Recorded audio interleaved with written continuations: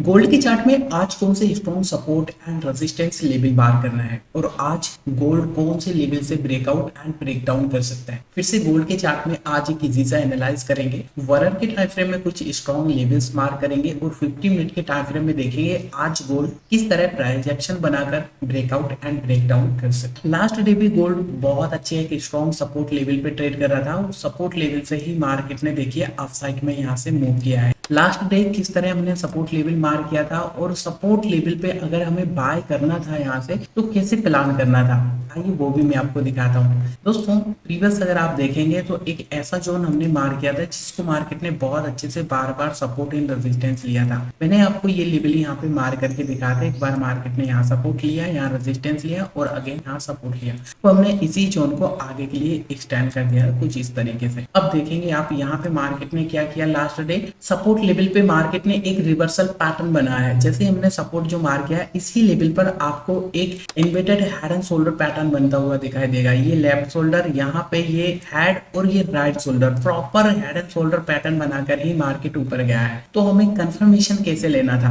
मैंने आपको 15 मिनट के टाइम फ्रेम में एक ट्रेंड लाइन मार करके दिखाया था। फिर से मार करके दिखाता हूँ, आपको थोड़ा आइडिया मिलेगा। सबसे पहले पहला high, second high, third high add करते हुए हमें ट्रेंड लाइन को आगे के लिए ऐसा एक्सटेंड करना था।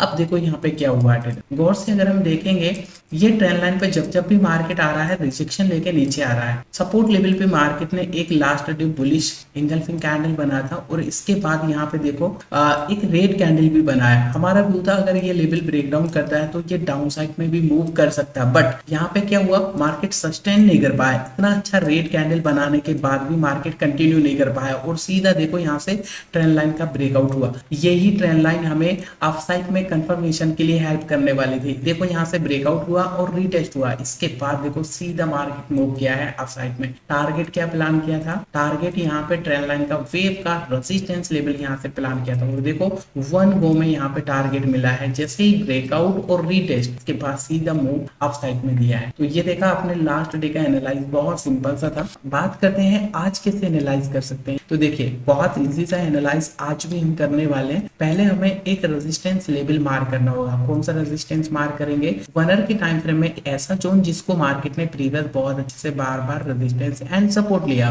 तो ये मेरे सामने एक ऐसा लेवल दिखाई दे रहा है जिसको मार्केट ने बहुत ही अच्छे से बार बार रेजिस्टेंस लिया है, मतलब ब्रेकआउट करने का ट्राई किया है बट ब्रेकआउट नहीं कर पाया। आगे के लिए एक्सटेंड करेंगे तो देख पाएंगे आप इसी लेवल से मार्केट रिजेक्शन लेके डाउनफॉल कर रहा है। अब ये क्या हो सकता है, क्या कंटिन्यू ये नीचे आ सकता है, अगर नीचे आएगा तो किस तरह प्राइस एक्शन बनेगा मैं आपको दिखाता हूँ। देखिए पहले तो मैं आपको ये चीज दिखाना चाहूंगा, ये पहला एक रेजिस्टेंस लेवल है। सेकंड रेजिस्टेंस कौन सा हो सकता है, सेकंड रेजिस्टेंस की अगर बात करें तो ये मुझे एक एक्सट्रीम वाला रेजिस्टेंस लेवल दिखाई दे रहा है। यहाँ पे आप देखेंगे 4650 ऐसा कुछ यहाँ पे राउंड नंबर एक रेजिस्टेंस के लिए मुझे दिखाई दे रहा है, जिसको अगर आप रिवर्स देखेंगे तो मार्केट ने यहाँ पर देखो सपोर्ट लिया है, यहाँ भी सपोर्ट लिया, इसके बाद ब्रेक डाउन किया। अब ये रेजिस्टेंस की तरह काम करेगा बट इसके साथ में एक और लेवल यहाँ से मुझे दिखाई दे रहा है, ये वाला लेवल भी हमें मार्क करना पड़ेगा। इसका लेवल क्या है, 4600 राउंड नंबर है। क्या है,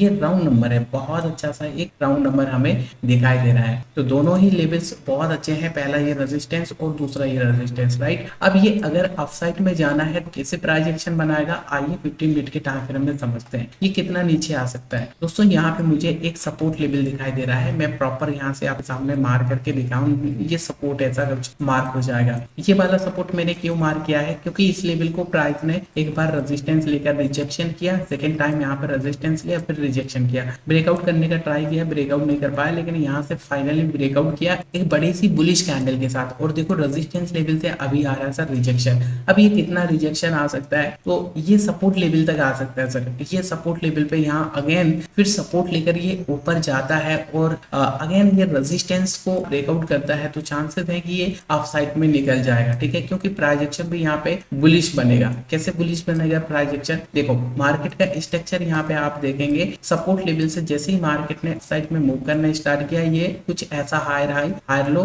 बनाना स्टार्ट किया और अभी फिर से एक नया हाई लगाया, तो अगेन यहाँ से एक हायर लो और फिर से हायर हाई, कुछ ऐसा अपसाइड के लिए एक प्राइस एक्शन बन सकता है। अगर इसको ऊपर जाना है तो फिर इसी लेवल को सपोर्ट लेकर सीधा एक नया हायर हाई के लिए ट्रेड करना पड़ेगा। ओके, अगर इसको डाउन जाना है तो फिर कैसे प्राइस एक्शन बनाएगा डाउन साइड के लिए। दोस्तों डाउन साइड के लिए पहला कुछ ऐसा फर्स्ट टॉप लगाएगा ये, और अगेन एक बार फिर ये सेकंड टॉप लगाने कुछ इस तरीके से और ज्यादा है, तो ये बहुत अच्छा प्राइस एक्शन बनेगा डाउन साइड के लिए। डबल टॉप बना के ये निकलाइन को ब्रेक डाउन करे और यहाँ पे एक माइनर सा सपोर्ट लेवल है, जैसे ये निकलाइन का ब्रेक डाउन करता है तो फिर ये सपोर्ट लेकर अगेन निकलाइन को रीटेस्ट करने के लिए आ सकता है यहाँ पे, और रीटेस्ट करने के बाद फिर ये कुछ ऐसा डाउन साइड के लिए मूव कर सकता है जिसमें सपोर्ट लेवल का टारगेट यहाँ पे मिल सकता है। ठीक है, काफी अच्छा सा सपोर्ट लेवल है, ये पूरा सपोर्ट का एक एरिया है जिसमें 4480 एंड 4490 का भी यहाँ पे टारगेट हमें देखने को मिल सकता है। ठीक है,